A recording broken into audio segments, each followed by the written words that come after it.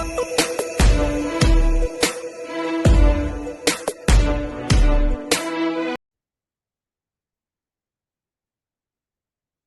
Welcome back to my YouTube channel. और मैं आप सबका स्वागत करता हूं अपने YouTube channel learn with Sandeep में, क्वालिटी विद संदीप में। मेरा नाम संदीप कुमार श्रीवास्तव है और मैं एक बीटेक मैकेनिकल हूं और मैं एक लीड ऑडिटर हूं 9001 में। और मैं एक ब्लैक बेल्ट सिक्स सिग्मा हूं। मैं एक लीन प्रैक्टिशनर भी हूं जो प्रोसेस के लिए इम्प्रूवमेंट्स करते हैं। आज मैं एक बहुत ही इंटरेस्टिंग वीडियो लेकर आया हूं जिसका नाम है एमएसए। बहुत फेमिलियर वीडियो है ये, बट बहुत ही ज़्यादा इंपॉर्टेंट वीडियो है क्योंकि इंडस्ट्री में एमएसए को लेकर बहुत ज़्यादा डाउट्स हैं। इसीलिए मुझे लगता है कि एक ऐसी वीडियो जिसमें मैं अपने एक्सपीरियंस को शेयर कर सकूं, और अगर आपके पास कुछ हो तो आप मुझे अपने एक्सपीरियंस को कमेंट में शेयर करिए। तो आइए स्टार्ट करते हैं। एमएसए क्या है? MSA measurement system analysis. But important ये है जानना इसमें कि इसको हम करते क्यों है, इसको इतना इम्पोर्टेंट क्यों रखते हैं। इसको इंडस्ट्री में लोग, मैं सही बताऊं तो जो फ्रेशर्स हैं या थोड़ा एक दो साल के एक्सपीरियंस है, वो तो इसके कॉन्सेप्ट से भी डरते हैं। आइए समझते हैं कि एमएसए क्या है। देखिए, MSA is defined as an experimental and mathematical method of determining the amount of variation that exist within a measurement process. क्या होता है कि हम कोई भी प्रोसेस करते हैं और उसमें कुछ भी बनाते हैं, तो उसको कंफर्मेंस करने के लिए वो स्टैंडर्ड से मीट कर रहा है कि नहीं कर रहा, वो जो उससे प्रोसेस से जो डेटा निकलता है, जो मेजरमेंट निकलता है, उसको हम मेजर करते हैं। और हम देखते हैं कि क्या हमारा मेजरमेंट सिस्टम एक्चुअली में इफेक्टिव है। कैसे पता चलेगा कि वो इफेक्टिव है या नहीं है? अगर वो स्टैंडर्ड को मीट कर रहा है और उसके अंदर कोई वेरिएशन नहीं है और वो सही रीडिंग दे रहा है, तो वो इफेक्टिव है। बट हमको कैसे पता चलेगा कि वो सही रीडिंग दे रहा है या नहीं दे रहा? इसी पूरे कॉन्सेप्ट के ऊपर ये जो एमएससी की वीडियो मैं लेकर आया हूँ, इसको आगे तक देखिएगा, पूरा देखिएगा और समझिएगा कि ये जो मेजरमेंट सिस्टम है, इसको हम कैसे एनालाइज करते हैं और कैसे समझते हैं कि हमारा मेजरमेंट सिस्टम एक इफेक्टिव है या नहीं। देखिए, एमएससी की रिक्वायरमेंट क्यों आई है कि एमएससी करना क्यों है? क्योंकि अगर आप कुछ भी प्रोसेस करेंगे तो उसके लिए आप डेटा को कैप्चर करेंगे। तो an effective MSC process can help to assure that the data being collected is accurate। अगर आपका जो मेजरमेंट सिस्टम है जिससे आप डेटा ले रहे हैं वही सही नहीं है, तो जो डेटा है वो भी गलत है।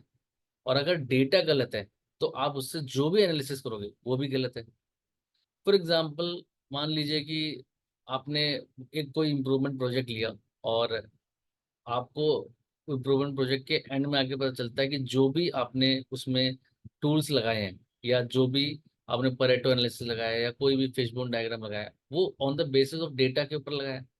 बट वो जो डेटा आपने कलेक्ट किया है और जिस मेजरमेंट के सिस्टम के थ्रू कलेक्ट किया है, क्योंकि डेटा क्या है, आप कोई मेजर करते हैं और बताते हैं। फॉर एग्जाम्पल, एक 20 mm की रॉड है और आपने उसको मेजर किया कि वो 20.0 बना है, तो आप उसको मेजर कर रहे हैं। बट मान लीजिए कि जिसने उसको मेजर किया या जिससे उसको मेजर किया वो डेटा ही गलत है, तो आपका पूरा प्रोजेक्ट फेल हो गया। तो डेटा इतना इंपॉर्टेंट है और उसको मेजर करना सही तरीके से इतना इंपॉर्टेंट है। इसीलिए एमएससी बहुत ज़्यादा इम्पोर्टेंट टूल है एक डेटा कलेक्शन में, एक प्रोसेस इंप्रूवमेंट। तो एमएससी करता क्या है? वो एक रिलायबल डेटा प्रोड्यूस करता है। वो क्या करता है? आपका टाइम बचाता है। अगर आपका रिलायबल डेटा मिलेगा तो आपका टाइम बचेगा, और गलत डेटा नहीं होगा तो आपका प्रोजेक्ट जो है वो सक्सेसफुल हो जाएगा। अदरवाइज उस प्रोजेक्ट को कोई नहीं देखेगा और कोई जितनी भी उसके अंदर इन्वेस्टमेंट लगी है वो सारी जीरो हो जाएगी। मैं आपको एक बहुत ही बेसिक और देसी एग्जांपल देता हूँ कि मेजरमेंट सिस्टम एक्चुअली इंपॉर्टेंट है क्यों। आप अगर कभी सब्जी लेने गए हो तो आपने आलू लिए हैं या कोई भी वेजिटेबल लिया है, तो कभी आपने इतना बॉदर किया है, आपने इतना ध्यान दिया है कि जो उसका कांटा है वो इधर जा रहा है या इधर जा रहा है या एक्यूरेट है? अगर उसमें 10 ग्राम, 20 ग्राम, 100 ग्राम ऊपर नीचे भी है तो आप उसमें इतना बॉदर करते नहीं। क्यों नहीं करते? क्योंकि वो सब्जी है। उसको आप, अगर कोई कम, कभी कभी सब्जी वाला आपको जो है वो ही ज्यादा दे देता है, वो कहता है चलो ठीक है भैया आप ही ले जाओ। बट अगर आप कभी सोना लेने जाते हो, जो 10 ग्राम का एक तोला होता है, आपने देखा है कि उस तराजू में और जो सब्जी का तराजू है उसमें बहुत अंतर होता है।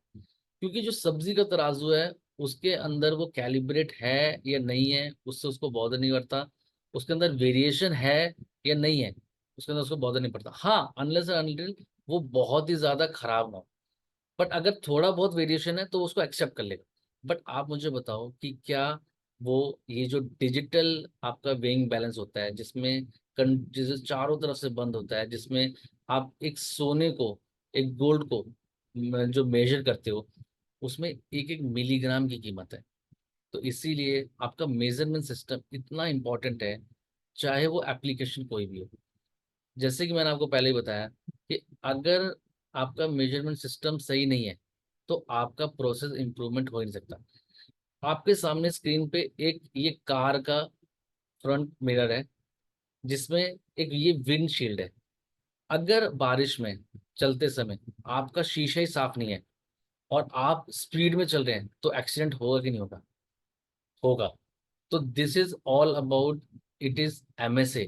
क्योंकि अगर आपका डेटा क्लीन नहीं है तो आप अपने प्रोसेस में इंप्रूवमेंट कर नहीं सकते। जस्ट लाइक दिस विंडशील्ड, अगर आपको सामने कुछ दिख ही नहीं रहा तो एक्सीडेंट होने के चांसेस बहुत हैं। और आप ब्लाइंडली चलाए जा रहे हो और वो तो ठुकना ही ठुकना है कहीं ना कहीं। तो इसीलिए सबसे पहले, with the example of this, हमें अपना डेटा क्लीन करना होता है। वो डेटा जो क्लीन है वो कैसे होगा? वो डेटा क्लीन होने का मतलब है कि हमें जिससे हम डेटा ले रहे हैं उस मेजरमेंट सिस्टम को एक्यूरेट करना पड़ेगा। उस मेजरमेंट सिस्टम को कंसिस्टेंट करना पड़ेगा। ये सारी टर्म्स मैं आगे बताऊंगा कि what is accuracy, what is consistent and what is precision.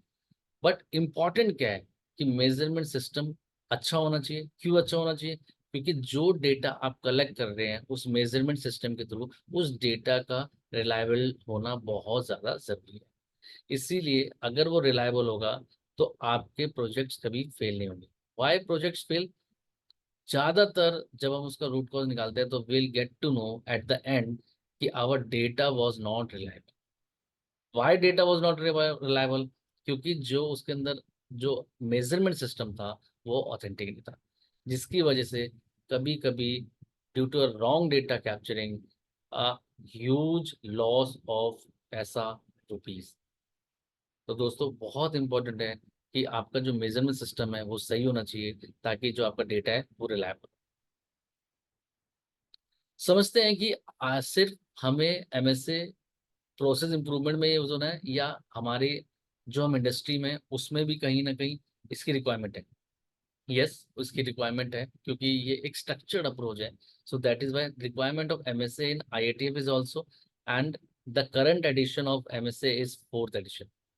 In IITF 7.1.5.1.1 में मेजरमेंट सिस्टम एनालिसिस का एक पूरा क्लॉज है, जिसमें वो बताता है कि आपका मेजरमेंट सिस्टम ओके होना चाहिए। इसीलिए आप लोग अपनी इंडस्ट्री में एमएससी के लिए इतनी बात करते हैं और एमएससी को इतना इंपॉर्टेंस देते हैं। So current edition is in fourth edition, and let me tell you कि it is also the same is in 9001। कि डेटा और मेजरमेंट की कहाँ कहाँ बात की गई है। जो 9001 2015 है उसमें भी कहा गया है कि determine what needs to be monitored and measure. But monitor और मेजर करोगे कैसे? by the measurement system. The method of for monitoring, measurement, analysis, and evaluation needed to ensure the valid result. So that is why it is very important to learn what is MSA and how MSA is performed and what is the MSA importance of MSA. Even in functional safety, data is important, and so data important, so measurement is also important.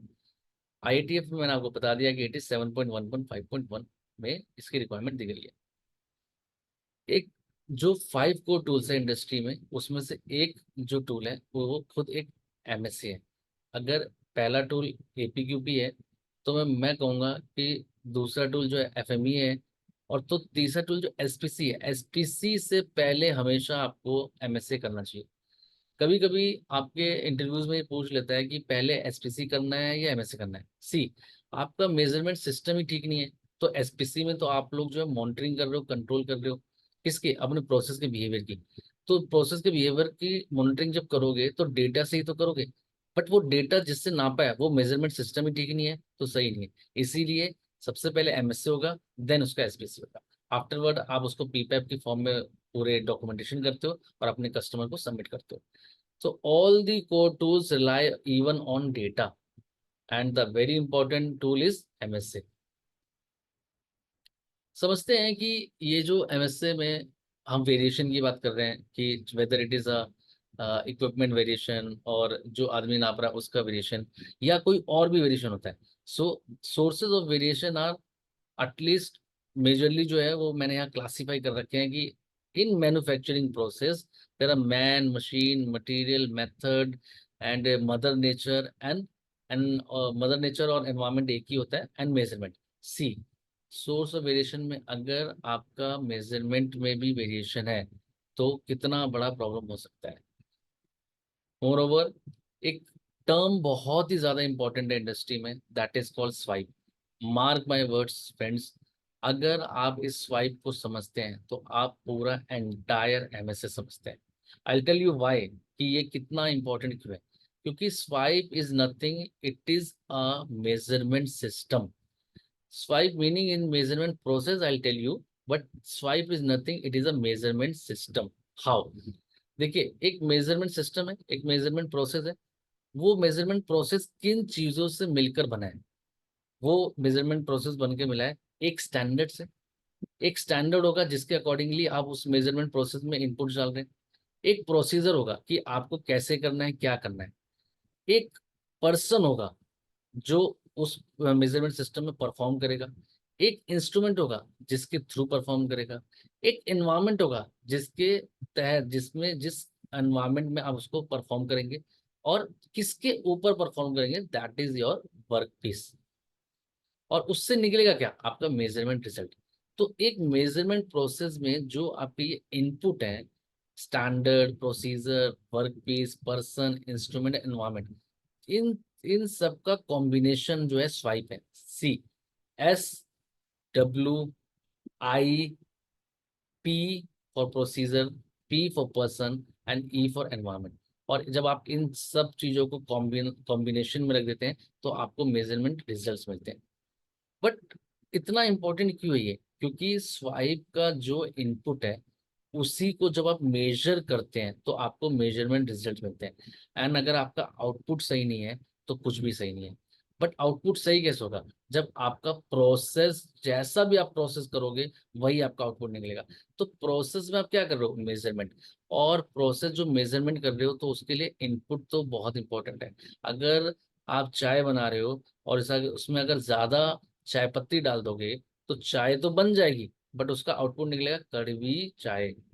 अगर उसमें ज्यादा शक्कर डाल दोगे तो शक्कर चाय तो बन जाएगी, बट उसका निकलेगा क्या, मीठी चाय, तो या बहुत मीठी चाय। तो input is very much important कि कौन आदमी है, कौन सा इंस्ट्रूमेंट है और किस स्टैंडर्ड से कर रहा है, क्या मेथोलॉजी ले रहा है, मतलब मेथोलॉजी मतलब क्या प्रोसीजर ले रहा है, और किस एनवायरमेंट में, किस अंतर्गत, किस जगह वो ये चीज परफॉर्म कर रहा है। वो सर्दी में परफॉर्म कर रहा है, वो गर्मी में परफॉर्म कर रहा है, क्योंकि कभी कभी एनवायरमेंट का भी बहुत बड़ा फर्क पड़ता है। इसीलिए मैंने कोशिश करी है कि ये जो स्वाइप है मैं इसको आपको बेहतर तरीके से समझा पाऊँ कि अगर ये स्टैंडर्ड जो है इसके क्या प्रोबेबल कॉज होते हैं और क्या उससे इम्पैक्ट आता है और हम क्या उस पर एक्शन ले सकते हैं। अगर मैं बात करूं, सबसे पहले जो सोर्स ऑफ वेरिएशन है स्वाइप में, जो स्टैंडर्ड है, तो उसके पॉसिबल वेरिएशन हो सकते हैं इन एडिकेट डिस्क्रिमिनेशन। क्या मतलब है इसका? मतलब डिस्क्रिमिनेशन का मतलब कि वो उसका जो मेजरमेंट सिस्टम है उसमें जो आपने रेजोल्यूशन ले रखा है, यानी जो आपका लीस्ट काउंट है वही सही नहीं है। आपका इंस्ट्रूमेंट जो है वो instrument is sensitive to detect variation.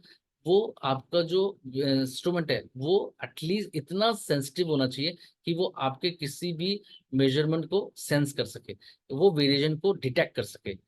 And the variation in the measurement system is due to also a special cause. क्या पता कुछ अलग स्पेशल कॉज भी हो, और इसके इम्पैक्ट क्या आएंगे। देखिए, अगर डिस्क्रिमिनेशन इनएडिक्वेट मतलब अपर्याप्त अगर नहीं होगा, तो the measurement will not be accurate. Obviously, मान लीजिए मेरा लीस्ट काउंट सही नहीं है या मेरा डिस्क्रिमिनेशन सही नहीं है, तो मैं एक 20 mm की जो लेंथ को नाप रहा हूँ, अगर लीस्ट काउंट सही नहीं है तो वो एरर देगा। तो वो हो सकता है कि 20 mm को एकदम ट्रू वैल्यू ना बताकर वो 20 को 20.5 बताए। तो it is totally depend on your instrument, जिसका डिस्क्रिमिनेशन जो है वो सही होना चाहिए। बट उसका पॉसिबल वेरिएशन क्या है, अगर सही नहीं हुआ तो मेजरमेंट वो एक्यूरेट नहीं होगा। अगर सेंसिटिव नहीं हुआ तो the measurement will not be able to identify the variation and the process in first product and process. All अगर वो कोई स्पेशल कैरेक्टर, तो एमएसएस स्टडी में एमएसएस स्टडी आपके रिलायबल नहीं है। बट हम कर क्या सकते हैं, हम देखिए कर सकते हैं कि द जो हमारा स्टैंडर्ड है, ये जो मास्टर इंस्ट्रूमेंट है, should be selected based on the process variation. मैं बताऊंगा कि प्रोसेस वेरिएशन क्या है और टॉलरेंस क्या है। देखिए, क्या होता है कि एक जो भी आपका प्रिसीजन एरर है, उसको आप डिवाइड कर देंगे अगर टोटल वेरिएशन से, तो आपका जो भी मास्टर का स्टैंडर्ड है वो बन जाएगा। जैसे कि मैं आपको एक एग्जांपल दूं कि कभी भी अगर आपको कोई इंस्ट्रूमेंट सेलेक्ट करना होता है, तो आपको हमेशा जो आपकी टॉलरेंस है उसका 1/10 करना होता है। क्यों करना होता है ये मैं आपको आगे बताता हूँ। क्योंकि 1/10 इसलिए करते हैं क्योंकि जब आप गेज आरएनएन करते हैं, तो what ever the variation comes in that, वो उस पूरे प्रोसेस के वेरिएशन से उसका 1/10 होना चाहिए। आई लेट यू नो, आगे मैं एक एग्जांपल लूंगा, I let you know. So standard का मतलब क्या है कि आपका स्टैंडर्ड ही होना चाहिए, उसमें कोई वेरिएशन नहीं होना चाहिए, उसका जो लीस्ट काउंट है वो अच्छा होना चाहिए। अदरवाइज आपका जो एमएससी है वो सही नहीं होगा। फिर है वर्क पीस। देखिए, वर्क पीस जो है, हो सकता है किसी ने उसको सेग्रीगेटेड वर्क पीस, कोई एनजी वर्क पीस था उसको ले लिया, या हो सकता है कि वो जो आपका प्रोसेस है उसकी पूरी वेरिएशन को कवर ही ना कर रहा हो। या हो सकता है कि डर्टी कंपोनेंट लाइक ग्रीस, जैसे आपने देखा होगा कि कभी कोई ध्यान नहीं देता कि जो आलू बेच रहा है या कोई सब्जी वेजिटेबल वाला है, उसके जो उसका जो बाट होता है, जो उसका जो बट्टा होता है, उस पर तो बहुत सारी मिट्टी भी लगी होती है, बहुत सारी इम्प्योरिटीज होती है। तो उसको कोई ध्यान नहीं देता, तो ये भी एक इनअप्रोप्रिएट मेजरमेंट का एक पॉसिबल कॉज है। तो हमें क्या करना है, उसमें उसके अगर ऐसा कुछ होगा तो क्या होगा, एनडीसी विल बी लो। अब आप कहोगे सर ये एनडीसी क्या है। ट्रस्ट मी गाइस, एनडीसी मैं आपको आगे पढ़ाऊंगा, इसी इसी वीडियो में मैं आपको बताता हूँ कि एनडीसी क्या है। It is a number of distinct category, जो कि एक एज अ मेजर है, जो आपके मेजरमेंट सिस्टम को डिफ्रेंशिएट कर देता है, कैटेगराइज कर देता है, स्ट्रेटिफाई कर देता है, और आपको बताता है कि आपका जो मेजरमेंट सिस्टम है वो कैसा रिजल्ट देगा। सो इसीलिए अगर आपका डर्टी कंपोनेंट है तो रिकॉर्डेड वैल्यूज विल वेरी। तो उसके पॉसिबल एक्शन क्या होते हैं, तो हो सकते हैं the sample should cover the entire variation in the process and product, and the appraisal should train in conducting the MSc study. तो वर्कपीस आपका अगर गलत है तो भी एमएससी स्टडी गलत हो सकती है। देन स्वाइप में अगला है वो है एस डब्ल्यू के बाद आई है। ऑब्वियसली अगर आपका इंस्ट्रूमेंट कैलिब्रेट नहीं है तो प्रॉब्लम आएगी, अगर आपका इंस्ट्रूमेंट डैमेज है तो प्रॉब्लम आएगी। देखिए, the measurement will be erratic. तो अगर आपने इंस्ट्रूमेंट ही गलत चुन लिया, जिसका लीस्ट काउंट सही नहीं है, तो भी आपके में प्रॉब्लम आएगी। तो आप पॉज कर सकते हैं और आप समझ सकते हैं कि इन सब इंस्ट्रूमेंट में, वर्क पीस में, स्टैंडर्ड में, अगर इनमें कोई प्रॉब्लम आएगी तो आपका एमएससी गलत हो जाएगा। Because these are inputs. Person how to use the measuring instrument like बने कैलिपर, मान लो कि वो सही यूज ही नहीं कर रहा और उसका एटीट्यूड है कि मेरे को गलत ही देना है, तो मेजरमेंट विल बी अनप्रिडिक्टेबल। अगर किसी ने ठान ली कि मुझे गलत ही रीडिंग देनी है, तो आप उसका कुछ नहीं कर सकते, हम उसका कुछ नहीं कर सकते।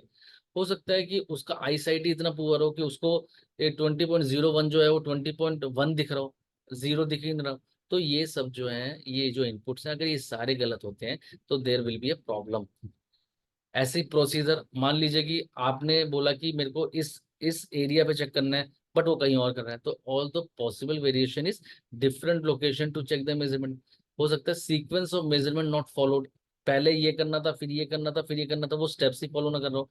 And appraiser is aware about the numbering of the component under the measurement. उसको पहले से ही पता है कि यार ये डायमेंशन आएगी, ये जजमेंट करने का ये आएगा, तो वो पहले से ही ना अजम्पशंस ले लेता है। तो वो भी आपका, अगर पहले से मैं assumptions ले लूंगा तो रिजल्ट मैं अपने हिसाब से दूंगा, तो that is also not good. So the recorded observation will be biased, क्योंकि मुझे पहले से मैंने कहा कि नहीं यार इतना ही आएगा, नापा नहीं और बता दिया, तो दैट इज एक्चुअली रॉन्ग। उसमें हम क्या कर सकते हैं, हम उसको ट्रेनिंग प्रोवाइड करा सकते हैं। And the appraisal should be careful about the marking the component and the sequence of measurement. तो आपका जो स्टैंडर्ड है, जो आपका वर्क पीस है, जो आपका इंस्ट्रूमेंट है, और जो आपका प्रोसीजर है, और जो आपका एनवायरनमेंट है, यानी कि एनवायरनमेंट जैसे आपको पहले बताया था कि गर्मी सर्दी, देखिए अगर वेरिएशन हो सकता है कि वेरिएशन इन टेम्परेचर की वजह से, ह्यूमिडिटी की वजह से, इलेक्ट्रोमैग्नेटिक इंटरफेरेंस की वजह से, या फिर वहां पे लक्स लेवल कम है, उसको दिख ही नहीं रहा, वो वेरिएशन इतना आ जाएगा। हो सकता है कि अर्गोनॉमिक्स, अर्गोनॉमिक्स होता है कि a a state where the operator is uncomfortable और कंफर्टेबल। अर्गोनॉमिक्स अच्छा ही होना चाहिए कि कोई आदमी काम कर रहा है, आप उसको पूरा दिन खड़े होकर काम करा रहे हो, वो इतना फटीग है, इतना टायर्ड है कि वो आपको रीडिंग सही नहीं दे रहा। तो always inspector will be comfortable in such condition, so it will avoid to mistakes. And इसके लिए हम क्या कर सकते हैं, the design environment should be also be the part of the job and setup verification. हम उस एनवायरनमेंट को बेटर बना सकते हैं, कंट्रोल बना सकते हैं, जिससे कि जो हमारे इनपुट्स हैं वो बेटर तरीके से जाए, और मेजरमेंट प्रोसेस में कोई प्रॉब्लम ना आए, और जो हमारा आउटपुट है वो एक रिलायबल आउटपुट है। अब देखिए, मैंने आपको बताया कि मेजरमेंट प्रोसेस में जो आपके इनपुट है, दैट इज जिसको मैं स्वाइप कह रहा हूँ, अगर वो इनपुट अच्छा है तो सब कुछ अच्छा है और उसका आउटपुट अच्छा निकलेगा। बट समझते हैं कि एक्चुअली में वेरिएशन है क्या, क्योंकि आप एमएस से कई जगह पढ़ चुके होंगे, बट मेजरली जो मैं आपको बताने जा रहा हूँ, देखिए, और वेरिएशन दो तरीके के। पहला वेरिएशन प्रोसेस वेरिएशन, दूसरा वेरिएशन मेजरमेंट वेरिएशन। ऑब्वियसली या तो आपके प्रोसेस में ही गड़बड़ी होगी, सो आपको फिक्स करना पड़ेगा कि मेरा प्रोसेस में क्या प्रॉब्लम है। वो जो मैं आपको पढ़ाऊंगा, that I will definitely teach you in SPC video, definitely. कि मैं आपको बताऊंगा कि प्रोसेस को कैसे इम्प्रूव करते हैं, अगर उसका ये जो सिग्मा है उसको कैसे इम्प्रूव करना है, या उसका सिग्मा लेवल है उसको कैसे बढ़ाना है, उसको 3 सिग्मा से 4 सिग्मा पे कैसे लेके जाना है। But process variation is first variation, but the what is our scope of this training is measurement variation. So observe variation are two types. One is process variation and another one is measurement variation. In measurement variation itself we have two category. One is accuracy. क्या है ये accuracy? I'll tell you. Accuracy, for example मेरे पास एक बार है, या मेरे पास कोई pen है, और उसका जो डाया है वो 20 mm है फॉर एग्जांपल। तो अगर मैं उस पेन के डाया को मेजर कर रहा हूँ, और वो मैं उसको 2 बार कर रहा हूँ, 3 बार कर रहा हूँ, 4 बार कर रहा हूँ, और वो बार बार 20 mm ही आ रहा है, तो दैट मीन्स कि योर मेजरमेंट इज एक्यूरेट। अभी फिलहाल मैं आपको इतना बताता हूँ कि that is accuracy. Accuracy is मतलब बैंग ऑन, मतलब on true target. So in accuracy हम जो है मेजरली 3 चीजों को क्लासिफाई करते हैं और समझते हैं कि ये क्या है। पहला है बायस, दूसरा है लीनियरिटी, एंड तीसरा है आपका स्टेबिलिटी। यकीन मानिए दोस्तों, आप अगर एक्यूरेसी पढ़ रहे हैं तो एक्यूरेसी अल्टीमेटली जो आपके इनपुट्स थे उसमें एक था इंस्ट्रूमेंट। मान लीजिए आपका इंस्ट्रूमेंट ही गलत है तो प्रॉब्लम है। इसीलिए आपको समझना बहुत जरूरी है कि ये बायस क्या है, ये लीनियरिटी क्या है, और ये स्टेबिलिटी क्या है, क्योंकि on the basis of these three you will get the instrument accuracy. और अगर आपका इंस्ट्रूमेंट ही अच्छा है, और आपके जो बाकी के इनपुट्स थे, weather it is standard, weather it is method और प्रोसीजर और वर्क पीस, देखिए वर्क पीस हो सकता है कि मास्टर वर्क पीस ले लो आप, ठीक है, स्टैंडर्ड आप रोबस्ट बना सकते हो, ठीक है, और आपके जो वर्क इंस्ट्रक्शन है वो बना सकते हो, प्रोसीजर बना सकते हो, ठीक है, एनवायरनमेंट भी आप सेट कर सकते हो। बट मान लीजिए कि आपके इंस्ट्रूमेंट में एरर आ जाए, इंस्ट्रूमेंट में ही सही नहीं है, उस वो वही रीडिंग गलत दे रहा है, तो that is a matter of accuracy. So what is this? This is nothing, this is, let me tell you, this is nothing, this is calibration. तो एक मेरा जो मेजरमेंट वेरिएशन है, अगर एक एक्यूरेसी है, तो उस एक्यूरेसी में हम पढ़ेंगे what is bias, what is linearity, and what is stability. So एक accuracy and what is precision. What is precision?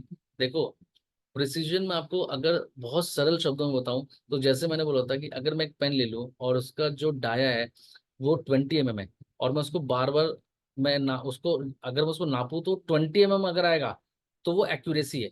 But अगर मैं उसको बार बार नापूं और वो 20 mm आए, 20 mm आए, दैट मीन्स कि it is accurate and precise also, because precision is nothing, it is consistency. Consistency आप आप अगर किसी चीज को बार बार नाप रहे हो और वो ट्रू वैल्यू आ रही है, या जो डिजायर्ड उसका स्टैंडर्ड है वही आ रहा है, तो इसका मतलब वो कंसिस्टेंटली परफॉर्म कर रहा है, कंसिस्टेंट है, तो that is nothing, that is precision. In precision we are calculating repeatability and reproducibility. क्या है ये, मैं इस पे एक डिटेल वीडियो बना रहा हूँ और जिसमें मैं आपको बताऊंगा कि what is repeatability and reproducibility. But for in this video I am taking only this part, that is actually very important, that why accuracy have the three elements, one is bias, linearity, stability. But for the time being मैं आपको बता दूं कि repeatability is nothing, if this is calibration, so it is repeatability is with in appraisal. दोस्तों मैं आपको बताऊं with in appraisal मतलब क्या, कि जो मैं एक मेजरमेंट लूंगा और मैं उसको बार बार जब उसको नापूंगा तो जो मेरा अप्रेजर के अंदर का वेरिएशन है, क्योंकि मान लीजिए मैं एक इंस्ट्रूमेंट लिया वो बिल्कुल कैलिब्रेट है, और मैंने एक वर्कपीस लिया जो मास्टर है, और प्रोसीजर भी ओके है, सब कुछ ओके है, तो जब मैं उस अप्रेजर से उसको नापने के लिए कहूंगा और वो जब बार बार नापेगा तो वो क्या करेगा, अगर वो 20 mm का डाया है तो वो 20.01 बताएगा, अगली बार 20 बताएगा, अगली बार 20.02 बताएगा। अगर वो बताएगा तो वो क्या कर रहा है, वो कभी 01 बता रहा है, कभी 02 बता रहा है, कभी 20 बता रहा है। दैट मीन्स कि it is a it is a with in appraisal variation. तो जब हम किसी एक अप्रेजर के अंदर के वेरिएशन को कंसीडर करते हैं, so that is repeatability. On the other hand, when we are talking about two और मोर अप्रेजर, जिनमें हम अग्रीड की बात करते हैं कि मैंने एक same work piece, same instrument और सेम मेथड, सेम एनवायरमेंट में जब मैं एक इंस्ट्रूमेंट देता हूँ, पहले सेम एक वही इंस्ट्रूमेंट दिया मैंने किसी एक एक्स को और फिर मैंने दिया किसी वाई को, और मैंने उनके बीच का अग्रीमेंट देखा और देखा कि कुछ वेरिएशन है, तो उसको मैं बिटवीन वेरिएशन कहूंगा, बिटवीन वेरिएशन कहते हैं। बट इनको पढ़ने से पहले आपको ये जो वेरिएशन मैं कह रहा हूँ वो वेरिएशन समझ में आएगा यहाँ पे। दोस्तों ये जो बायस लिखा है, यकीन मानना, अगर आप बायस समझते हो तो आप लीनियरिटी समझते हो, और आप स्टेबिलिटी समझते हो, और आप रिपीटेबिलिटी समझते हो, और रिप्रोड्यूसिबिलिटी समझते हो। तो very important that what is this bias. आइए देखिए, और भी है कि अगर मैं आपको बताऊं कि जैसे ये जो रिपीटेबिलिटी और रिप्रोड्यूसिबिलिटी है, this is for the continuous data, and there is one more data that is called attribute data. क्योंकि कंटिन्यूअस डेटा क्या होता है, जिनके डेसिमल्स होते हैं, जैसे 20.01, 15.5, और जिनको हम नाप सकते हैं, that is called continuous. But हमारे इंडस्ट्री में कुछ एट्रीब्यूट भी होते हैं, जैसे ओके, एनजी, पास, फेल, 0, 1। तो ये these all data are attribute agreement analysis, so it comes under attribute agreement analysis. So in procedure we have two study, one is GRR study in which we can calculate the repeatability and reproducibility, and the another one is attribute agreement analysis in which we are taking the attribute data, okay, ng, pass, fail. But for the accuracy, for the calibration, for the instrument calibration, we have these three parameters, that is bias, linearity and stability. So what is accuracy? Accuracy is nothing, the closeness of the measured value to the standard or true value. क्या मतलब है, 20 था, 20 मिल गया, या 20 से बिल्कुल पास है, that means it is close, so that is bang on, that is accurate, that is on true value. So this is the closeness of the measured value to a standard or a true value. What is precision? Precision is nothing, it is the closeness of two और more value between the each other. क्योंकि अगर 20 है और मान लीजिए कि कोई आपका जो इंस्ट्रूमेंट से उससे नाप रहा है और वो 20.04, 20.04, 20.04 आ रही है, या 20.05 भी आ रहा है, और एक क्लस्टर बन रहा है, तो that is your precision. Precision is nothing, this is consistency.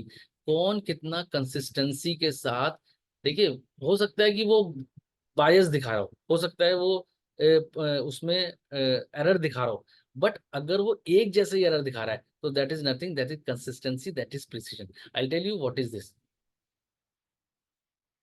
आइए समझते हैं. जैसे इसमें अगर आप देखें तो ये जो डार्ट एंड बो है, इसमें measurement is accurate but not precise. What does it mean? It is accurate but ये है तो एक सर्कल के अंदर, बट ये सारे जो हैं इनके बीच का डिफरेंस ज्यादा है. इनके बीच का डिफरेंस ज्यादा है. इसमें क्या है? Measurement is accurate and precise. See bang on.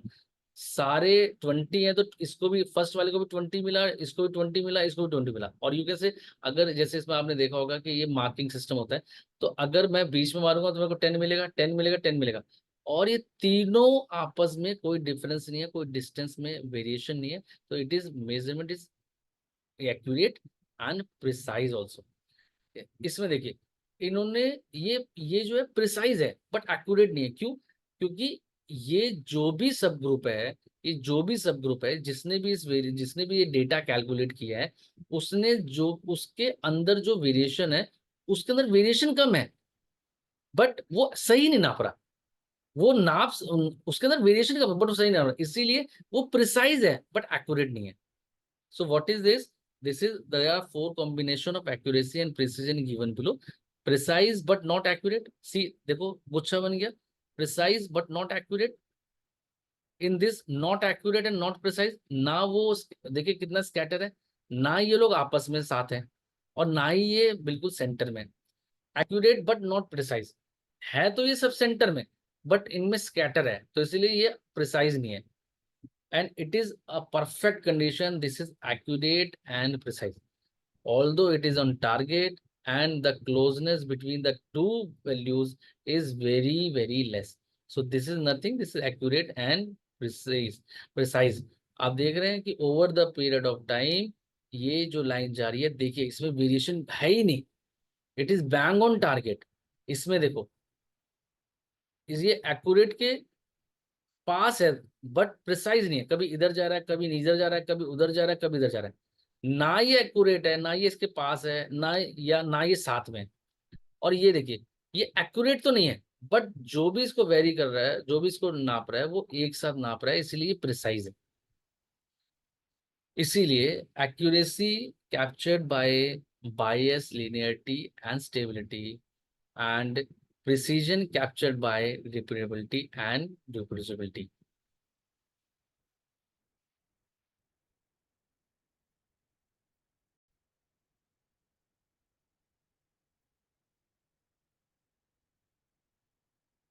तो आइए समझते हैं कि व्हाट इज बायस. देखिए bias is the difference between the observe average of the measurement and true value. मेरी बात बहुत ध्यान से समझिएगा कि bias is difference between the observe average of the measurement and the true value. For example आपका एक ट्रू वैल्यू है और आपने बहुत सारी रीडिंग्स ली, उसका एवरेज लिया. तो फॉर एग्जांपल मैं अगेन वो एग्जांपल देता हूँ कि अगर 20 का आपका एक ट्रू वैल्यू है और आप एक मेजर करते हैं, और मान लीजिए आपने 10 बार मेजर किया, तो उसका एवरेज लेके देखना है कि ट्रू वैल्यू और ऑब्जर्व एवरेज के बीच में कितना डिफरेंस है. दैट इज बायस. जैसे कि ये एक ट्रू वैल्यू है, आपने बहुत सारी रीडिंग्स उठाई और उसका एवरेज ले लिया. सो इस एवरेज का इस ट्रू वैल्यू से जो डिफरेंस है, दैट इज बायस. एग्जांपल लेते हैं. मान लीजिए ये आपका मास्टर है और ये माइक्रोमीटर से आपने नापा और आपने उसकी बहुत सारी रीडिंग्स ली और उनका एवरेज कर लिया. सो what is bias? True value minus average of observed value. तो क्या है? 8.50. What is this true value? This is 8.50. And और 8.46 क्या है? इन सबका जब मैं एवरेज करूंगा तो 8.46, तो 8.50 minus 8.46 is equal to 0.04. So this is bias. 0.04 is bias. So what is linearity? Linearity देखिए दोस्तों, एक ऐसा कॉन्सेप्ट है जिसको पढ़ना बहुत इंपॉर्टेंट है, और इंडस्ट्री में मैंने देखा है कि इसकी ना डेफिनेशन को लेके बहुत ज्यादा डाउट है। तो मैं कोशिश करूंगा कि आपको मैं बता पाऊँ कि व्हाट इज लीनियरिटी। देखिए लीनियरिटी, अगर मैं बहुत देसी भाषा में आपको बताऊं, तो जो आपका फॉर एग्जांपल 150 mm का जो आपका वर्नियर कैलिपर है, या 200 mm का जो आपका वर्नियर कैलिपर है, उसकी different different range. For example आपका एक मास्टर सैंपल है, और मास्टर सैंपल आपने नापा ओवर 0 से 10 की रेंज में। आपने देखा कि उसमें कोई बायस आ रहा है। फॉर एग्जांपल अगर बायस नहीं आ रहा है, it's very good, that is your master. But अगर कोई बायस आ रहा है, you just calculate, then you can check 10 to 20 की रेंज में। अगर वो बायस सेम आ रहा है, देखो बायस तो आ सकता है, अगर वो बायस सेम आ रहा है then it is linear. But अगर वो बायस सेम नहीं आ रहा तो that is not linear. So what is linearity? Linearity is the difference in bias value over the expected operating range of the measurement range of the measured gauge. जैसे कि मान लीजिए कि यहाँ पे आपका बायस 0 है, बट आपकी कोई रीडिंग है जो मान लीजिए ये मान लीजिए ये 100 है, और ये 0 है, और ये 100 है। बट 0 को ये 5 पड़ता है, बट 0 को ये 5 पड़ता है। तो मेरे को ये बताइए कि 100 को ये क्या पड़ेगा? ये 100 को 105 पड़ेगा। अगर 0 को ये 5 पड़ रहा है, और ये बिल्कुल ही परफेक्ट लीनियर है, हर जगह ये 5 का ही बायस बता रहा है, ये 5 का ही बायस बता रहा है। बायस इज व्हाट? कि जो ट्रू वैल्यू है और जो ऑब्जर्व वैल्यू है उनके बीच का डिफरेंस। तो अगर ये 0 है और उसको ये 5 पड़ रहा है, तो यहाँ 50 को ये 55 पड़ेगा, यहाँ 80 को ये 85 पड़ेगा, और 100 को 105 पड़ेगा। तो it is totally a perfect bias. But एक आपका इंस्ट्रूमेंट है, फॉर एग्जांपल वर्नियर कैलिपर ही, वो यहाँ तो पड़ता है 0 और उसमें बताता है कि 5, बट आगे जाके वो 5 नहीं बताता, वो बताता है 50 को 60, तो यानी कि 10 का वायर। वो और आगे चले जाओगे तो वो बताता है कि 70 को 90। तो अगर जब भी आपका बायस सेम ना हो over the operating range, so that is a linear issue. So linearity is good. See perfectly linearity तो कोई नहीं हो सकता, क्योंकि बायस तो देखो होगा ही होगा। बट अगर उसमें 0 बायस है, so it is perfectly linearity and 0 bias. But I must say variation को कोई नहीं रोक सकता, there must be a variation. तो whether it is a 0.01 variation, so that means कि इट इज 0.01 बायस। तो 0.01 बायस है, बट वो अगर अक्रॉस द ऑपरेटिंग रेंज, चाहे वो 0 से 20 हो, 20 से 40 हो, 40 से 80 हो। बट इसका एक एग्जांपल देता हूँ। जैसे कि मान लीजिए कि आपकी घड़ी जो है, आपको पता है कि मेरे को 12:15 बजे, फॉर एग्जांपल 12:15 बजे, तो आप देखते हो कि यार एग्जैक्टली टाइम क्या हो रहा है। आप देखते हो कि यार यहाँ तो 12 बज रहे हैं, तो आपको पता है कि यार मेरी घड़ी 15 मिनट आगे है, तो इट इज अ पॉजिटिव बायस। तो जब आपकी घड़ी में 1:15 होगा, 1:15 होगा, तो आपको पता होगा कि एक एक बजा है, क्योंकि आपको तो पता है कि 15 मिनट का बायस है। जब आपकी घड़ी में 4:15 बज रहा होगा, तो आपको तो पता है कि मेरे तो एक्चुअल वैल्यू 4 PM हो रहा होगा। या 3:45 है, तो आपको तो पता है कि एक्चुअली में 3:30 होगा। तो this is called a positive bias. But over the operating range you should also know कि यार this is the positive bias and it is a equal bias, तो मेरे को कोई प्रॉब्लम नहीं है। तो this is called linearity. For example एक एग्जाम्पल मैंने यहाँ पे ले रखा है कि मैंने ट्रायल किए, 40 को बताया उसने 40.01, तो बायस क्या हो गया 0.1 का। 80 में 0.0, 0.2 का, 120 में अगर ये बायस बढ़ता जा रहा है, there is a increasing order linearity present और constant linearity, so it will tell you that what kind of bias it is. It is a perfect bias, it is a constant bias, or it is a non-linear or a poor linear bias.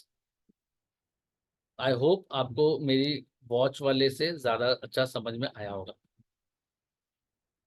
And stability, very important topic and very important concept, कि what is stability in terms of आपके accuracy में। मान लीजिए कि आप एक instrument है, और उसको आप कहीं भी रख देते हो, पटक देते हो, तो हो सकता है कि उसकी जो कंडीशन बेस है वो खराब हो गई। और जब कंडीशन बेस खराब हो गई हो तो उसके अंदर ज्यादा बायस आ जाए, और ज्यादा बायस होने के कारण वो रिजल्ट आपके गलत है। एक कंडीशन ये। दूसरी कंडीशन कि मान लीजिए कि आप आज नाप रहे हैं कुछ और, आज फॉर एग्जांपल मंडे को आपने नापा और आपने रिजल्ट दिया, और आपने सैटरडे को एक चीज नापा और आपने रिजल्ट दिया, तो अगर वो स्टेबल नहीं है, जो ऑब्जर्वेशन आप मंडे को ले रहे हो इस सेम पार्ट की, वही ऑब्जर्वेशन अगर आप सैटरडे को ले रहे हो, या वो 1 महीने बाद ले रहे हो, या वो 4 महीने बाद ले रहे हो, अगर वो सेम नहीं है तो that is not stable. So what is stability? Stability is the variation that again difference average over the extended period of time using the same gauge and appraiser to the repeatedly measure the same part है, same instrument है, same वो dimension लेनी है, सब कुछ same है, यानी कि all inputs are same, but over the period of time वो कभी कुछ और बताता है, कभी कुछ और बताता है, तो that is not right. So if you see, एक टाइम पे वो बता रहा है कि मेरे जो स्टेबिलिटी का उसका ऑब्जर्व एवरेज यहाँ आ रहा है, दूसरे टाइम पे वो यहाँ बता रहा है, तो that means this is the issue of stability. देखिए, the variation in measurement obtain with the same master part on a single feature over a period of time. एक मेजरमेंट मैंने लिया फरवरी 23 में, और एक मेजरमेंट लिया मैंने जनवरी 23 में, बट ये ट्रू वैल्यू से एक बिल्कुल इधर आ रहा है और एक इधर आ रहा है, that means it is a stability issue. Stability issue मैं आपको बताऊं कि ज्यादातर कब आता है, जब आप अपने इंस्ट्रूमेंट की हैंडलिंग को सही नहीं करते। यकीन मानिए, स्टेबिलिटी इशू तब आता है जब आप अपने इंस्ट्रूमेंट की हैंडलिंग सही नहीं करते, तब आप कहते हो कि इसको कैलिब्रेशन की जरूरत है, क्योंकि ये सही रीडिंग नहीं दे रहा। That is not the reading सही, वो आपने सही से रखा नहीं, इसीलिए उसकी वो अनस्टेबल हो गया, वो स्टेबल नहीं है, इसीलिए आपको कैलिब्रेशन की जरूरत पड़ती है।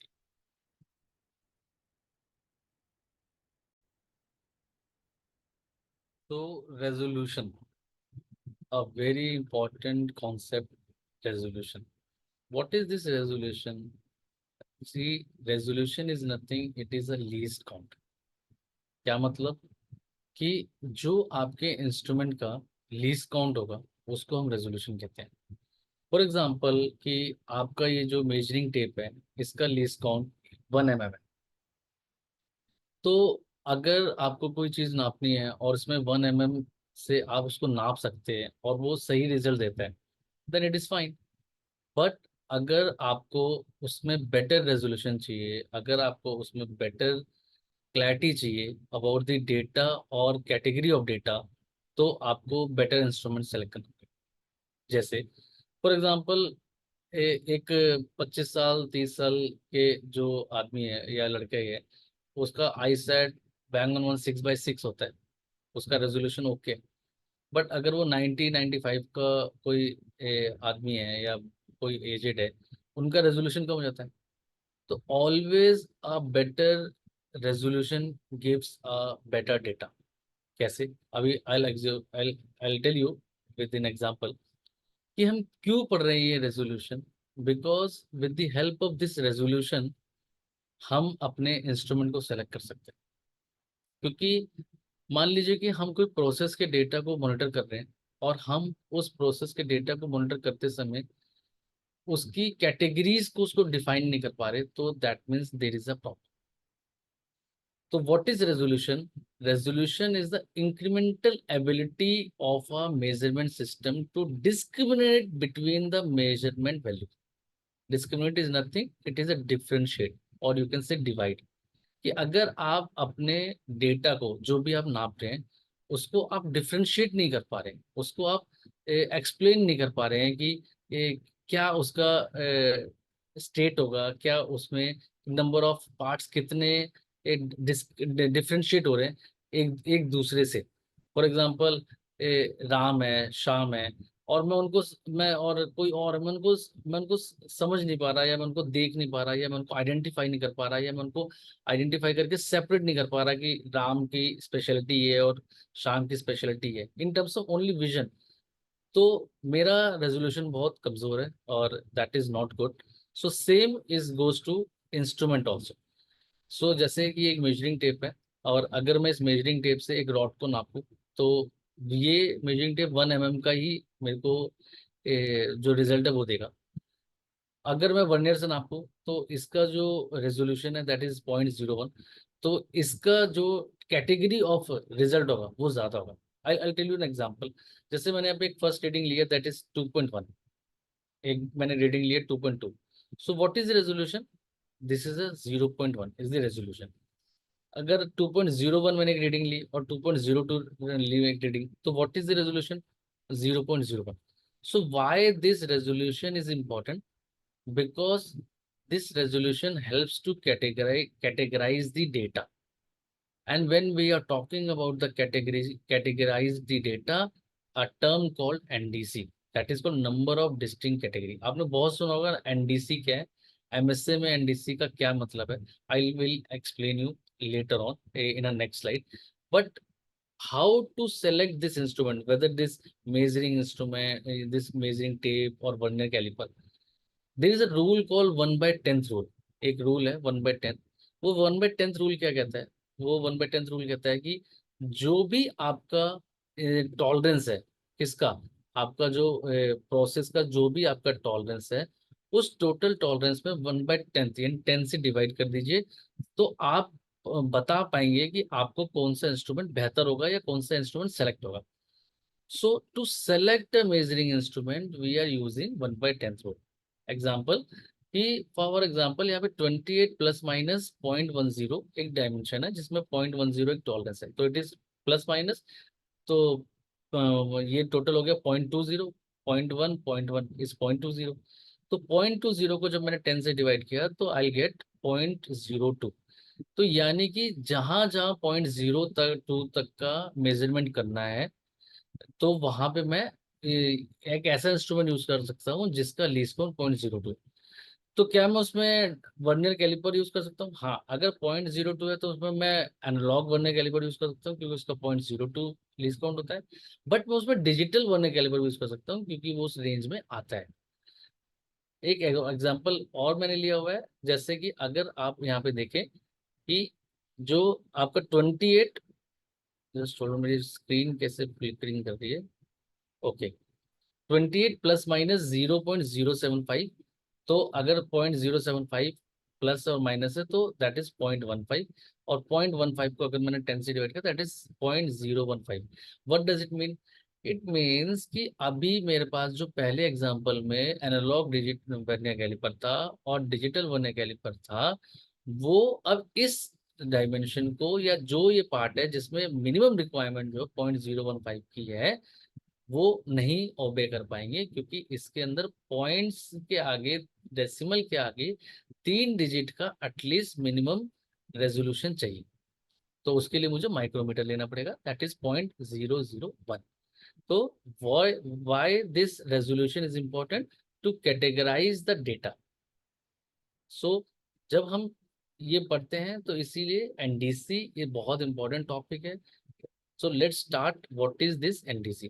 देखिए एनडीसी क्या कहता है कि it is a discrimination index, also known as the number of distinct data category. ये डेटा को कैटेगराइज कर देता है। कैसे? वो कंपेयर करता है what is the measurement variation and what is the process variation, and to determine if the measurement system can discriminate different parts. अगर आप यहाँ पे मेरी स्क्रीन पे देखिए तो देखिए यहाँ पे 5.1, 5.2, 5.3, 5.4 और 5.5 के कुछ पार्ट्स हैं। तो यहाँ पे जो ये पार्ट्स है, ये टोटल जो पार्ट्स है, ये टोटल पार्ट्स हैं 16 पार्ट्स हैं।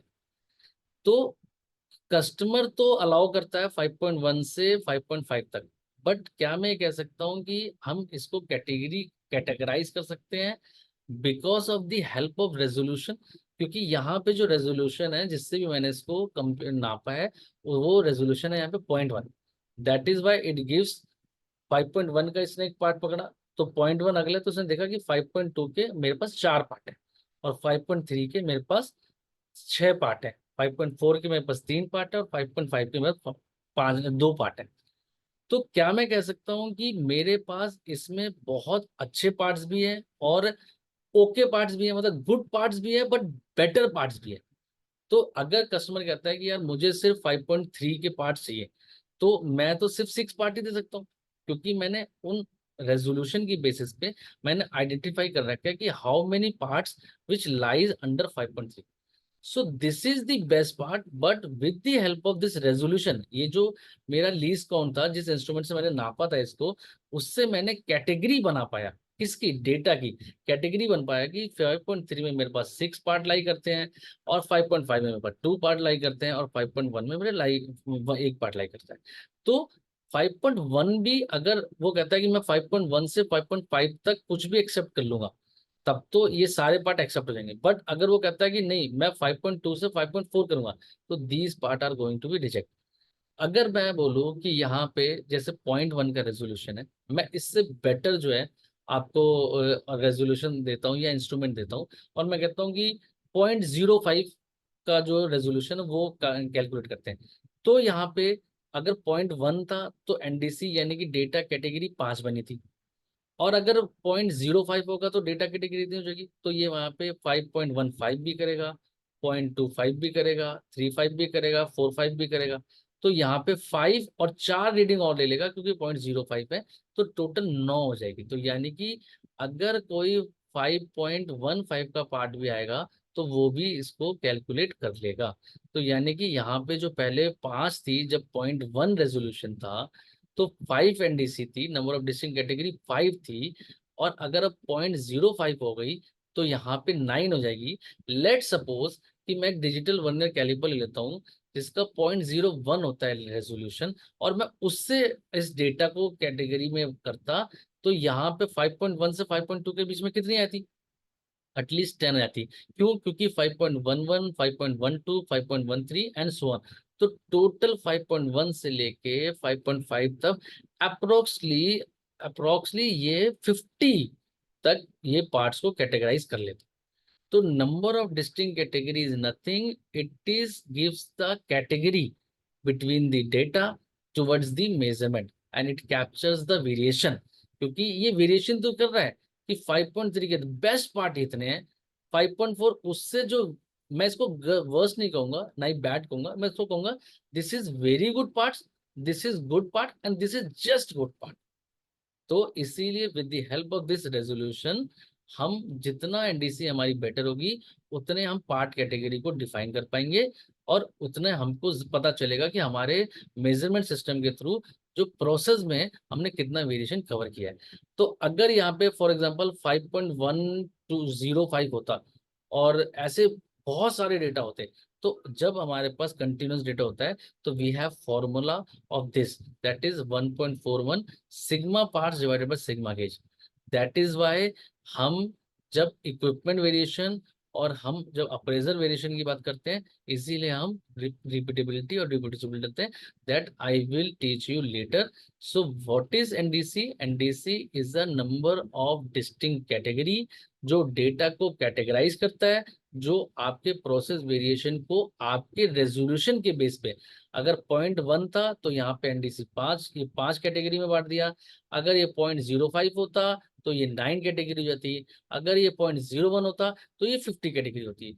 इसीलिए ये क्या बताता है? ये बताता है कि जनरली आपको जो इंडस्ट्री में रूल है, दैट इज इंडस्ट्री नहीं, it is based on some statistics and facts, कि एनडीसी हमेशा 5 और 5 से ज्यादा होना चाहिए तो अच्छी बात होती है।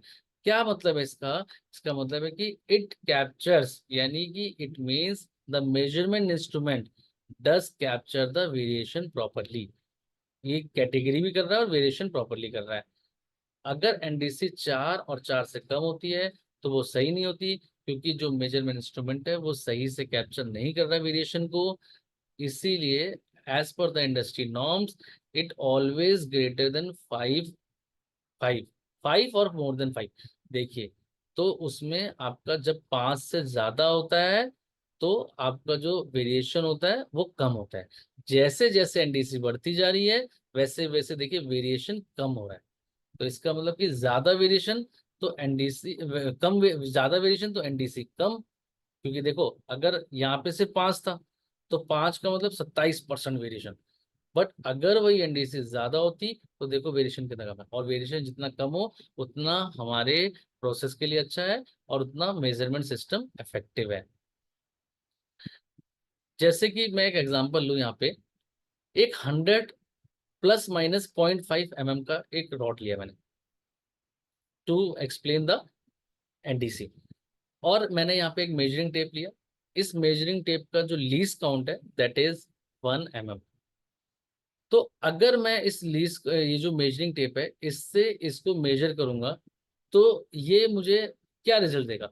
देखो, 0.5 है तो ये देना तो चाहिए 99, 100 and 101, बट मेरी जो टॉलरेंस है दैट इज 100.5 और 99.5। तो इसका मतलब ना ये 99 पड़ेगा ना ये 101 पड़ेगा, ये पड़ेगा सिर्फ और सिर्फ या तो ये पड़ेगा सिर्फ 100। तो इसका मतलब ये एक कैटेगरी पड़ेगा, तो यानी एनडीसी 1 हो गई, ना 99 पड़ेगा ना 101 पड़ेगा। तो एनडीसी 1 हो गई तो ये तो प्रॉब्लमेटिक है, क्योंकि मैं अब अगर मैंने बोला कि चलो ठीक है 0.5 नहीं, आप इसको 100+1 mm कर दो, बट जो मेरा मेजरिंग इंस्ट्रूमेंट है वो यही है, टेप है, तो इसका लीस्ट काउंट 1 mm है। अब ये क्या करेगा? अब ये दो चीज पढ़ लेगा, एक तो 100 को भी पढ़ लेगा प्लस 101 को भी पढ़ लेगा। तो यहाँ पे एनडीसी यानी कि जो डेटा कैटेगरी हो गई वो 2 हो गई। ऐसे ही फॉर एग्जाम्पल मैं इसको 100+-1 कर देता हूँ। अब ये क्या करेगा? अब ये 99 भी पढ़ लेगा, 100 भी पढ़ लेगा और 101 भी कर लेगा। बट इसकी एनडीसी अभी भी 3 हुई, बट इंडस्ट्री नॉर्म तो कहता है कि एनडीसी तो 5 से ज्यादा होनी चाहिए, तब वो आपके मेजरमेंट सिस्टम को इफेक्टिव करेगा और आपके प्रोसेस के वेरिएशन को कैप्चर कर पाएगा। तो लेट्स चेंज द इंस्ट्रूमेंट। क्या करते हैं, मेजरिंग टेप की जगह हम वर्नियर लेते हैं। और वर्नियर जब लेंगे तो जाहिर सी बात है, मैंने जो लास्ट एग्जाम्पल में बताया था कि उसका जो लीस्ट काउंट है वो 0.01 है। तो वो आपको अगर 100+-5 है तो वो आपको 100 भी देगा, 100.01 भी देगा, 100.05 भी देगा, 100.4 भी देगा। तो वो आपको एनडीसी की वैल्यू बेटर देगा, 5 से ज्यादा देगा। चलिए एक एक्सरसाइज करते हैं जिससे मुझे लगता है कि आपके सारे डाउट कवर हो जाएंगे। मान लीजिए एक डायमेंशन है 50+-0.1 की, और मैंने इसको एक रूलर से नापा जिसका 1 mm जो लीस्ट काउंट है। तो यहाँ पे मेरे को क्या डायमेंशन, अगेन वही मेजरिंग टेप वाला, कि ये सिर्फ और सिर्फ अगर 1 mm है तो सिर्फ 50 को पड़ेगा, क्योंकि 0.1 को तो पड़ेगा नहीं। तो ये ना 49 करेगा ना 51 करेगा, ये 50 करेगा। तो एनडीसी क्या होगी? 1 हो गई। तो अगर मैं सेम लूं, सेम ये मैंने एक जो जॉब लिया मेरा, और मैंने यहाँ डायमेंशन सेम रखी है, बट मैंने क्या किया, मैंने अब एक एनालॉग इंस्ट्रूमेंट ले लिया, डीवीसी, वो आपका एनालॉग वर्नियर कैलिपर ले लिया, जिसका जो लीस्ट काउंट है वो 0.02 है। तो अब क्या करेगा ये? अब ये कर देगा कि ये 49.90, 92, 94, 96, 98, 50 का, क्योंकि प्लस माइनस है 0.1, तो 0.02, 04, 06। अब ये जो है इससे तो बहुत बेटर है, क्योंकि इसमें एनडीसी 11 आ गई एंड रिक्वायरमेंट तो आपकी सिर्फ 5 की है। तो it is a good good NDC. But अगर मैं आपको बोलूं कि एनडीसी 11 है, अगर मैं इसका इंस्ट्रूमेंट एनालॉग वर्नियर कैलिपर से डिजिटल वर्नियर कैलिपर कर दो, तो मेरे को आप देखिए कि एटलीस्ट 21 रीडिंग्स मिल जाएंगी। 49.90 से लेके 50.10 तक मिल जाएंगे, 21। And 21 NDC is very good. How? Because in industry, अगर आप देखो आपकी आपकी जो एनडीसी है वो जितनी ज्यादा होगी उतना आपका वेरिएशन कम होगा। देखो 21 इज समहाउ इतना, तो यानी 5% variation, and it is totally accepted. तो आई होप कि आपको एनडीसी समझ आया हो दोस्तों। आई आई होप कि आपको इस एग्जांपल से मेरे बहुत सारी क्लैरिटी मिली हो कि व्हाट इज एनडीसी। बट अगर ज्यादा नंबर्स ऑफ जब होता है तो हमारे पास एक एनडीसी का फॉर्मूला होता है that is called 1.41 into part variation divided by gauge R and R variation. To determine the variation, हमें जब उसको कैटेगराइज करना आता है तो उसमें हमें पार्ट वेरिएशन और गेज आर की कैलकुलेशन करनी होती है। तो इसीलिए अगली वीडियो में मैं आपको बताऊंगा कि रिपीटेबिलिटी और रिप्रोड्यूसिबिलिटी का क्या मतलब है, और हम उसको कैसे कैलकुलेट कर सकते हैं, और what is the significance. Because industry में जीआरआर की बहुत बहुत ज्यादा हाइप है कि ये जीआरआर होता क्या है। This is nothing, this is the repeatability, यानी कि जो एक अप्रेजर जब बार बार नापता है तो उसका विद इन वेरिएशन कितना होता है, और जब एक से ज्यादा यानी दो और दो तीन जब उन चीजों को नापते हैं with the same part, same instrument, same work instruction, same procedure, same method, तो उसका क्या वेरिएशन होता है। बट फॉर एग्जाम्पल जैसे मैंने यहाँ पे बताया कि this is nothing, this is part variation. अगर पार्ट वेरिएशन मेरे को दिया हुआ है और गेज आर दिया हुआ है तो मैं एनडीसी कैलकुलेट कर सकता हूँ, जैसे कि यहाँ पे 1.41 को 99.5 डिवाइडेड बाई जी के 10 है, तो 14, that is 14 NDC is very good. I hope आपको मेरा ये लेक्चर समझ में आया हो। ये मेरी जो वीडियो का जो मेरा इंटेंट था वो यही था कि एटलीस्ट आपको ये समझ में आए कि why measurement system is important. And in measurement system broadly we classified in to variation. One is part variation जो हम एसपीसी में आपको डिटेल बताऊंगा, but another one is measurement variation. In measurement variation there are two types, that is accuracy and precision. अगर मैं accuracy की बात करूं तो एक्यूरेसी में हम बायस और लीनियरिटी और स्टेबिलिटी की बात करते हैं, और इन तीनों को जब हम कंसीडर करते हैं, फोकस करते हैं, तो इन सबको हम कैलिब्रेशन में ठीक कर सकते हैं। और पैरेलली अदर एंड पे जो मैं आपको सेकंड वीडियो में पढ़ाऊंगा, that is within variation and between variation of appraiser, that is GRR study, जो मैं आपको डिटेल वीडियो में नेक्स्ट में बताऊंगा। सो आई होप कि आपको मेरा ये वीडियो समझ में आया हो, और ये वो स्टैंडर्ड है जिसके अकॉर्डिंगली हम अगले वीडियो को कंटिन्यू करेंगे। आई होप इस वीडियो से आपको कुछ लर्निंग्स मिली हो। अगर मिली है तो प्लीज कमेंट में मुझे बताइए कि आपको ये वीडियो कैसी लगी। कोई डाउट है रिगार्डिंग एक्यूरेसी जो जहां तक कि मैंने अभी पढ़ाया है, तो you can ask me in comments. Thank you so much. This side Sandeep Kumar Srivastava. I hope कि आपको मेरा ये वीडियो अच्छा लगा हो और आपने मेरा ये वीडियो पूरा देखो। Thanks for watching my full video. Thank you दोस्तों, thank you. And quality with Sandeep, keep learning and keep growing. Thank you, everyone. Thank you.